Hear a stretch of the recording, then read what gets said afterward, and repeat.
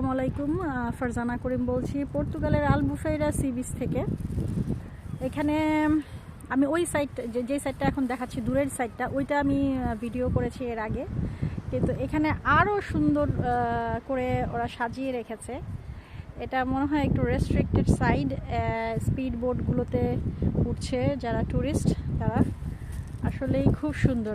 উপর থেকে যখন ভিডিও করি তখন এটা খুব সুন্দর দেখা যায়, সব কিছু ডিটেলসগুলো বোঝা যায়। নিচে থেকে করলে তখন দেখা যায় শুধু পানি আর পাথর এরকম মনে হয়, কিন্তু উপর থেকে দেখেন কি সুন্দর লাগছে।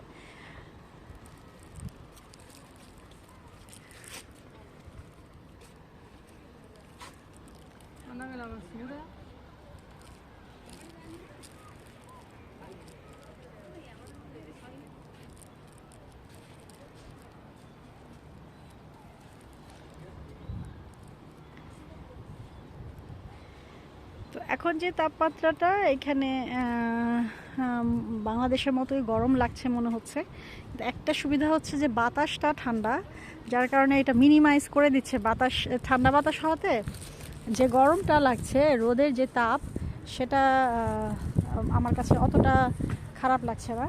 আর সবচেয়ে বড় কথা হচ্ছে হিউমিডিটি কম হওয়াতে আমি ঘামাচ্ছি না।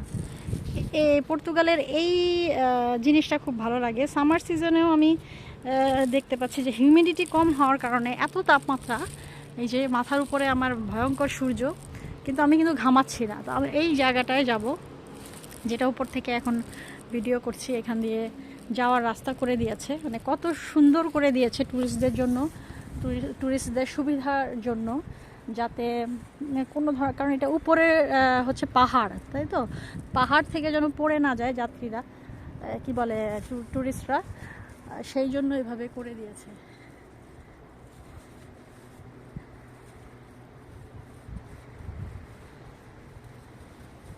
আমি ওই দিকেই যাচ্ছি। অ্যালবাট্রসের শব্দ শোনা যাচ্ছে।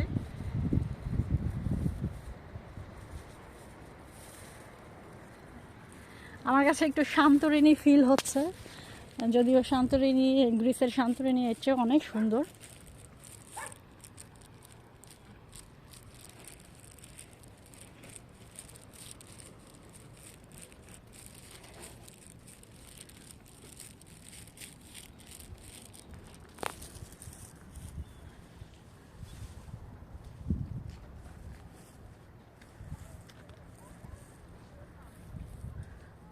তো আলবুফেরাতে ঘুরতে আসাটা আমার কাছে একদমই, মানে মনে হয়েছে এটা সার্থক হয়েছে।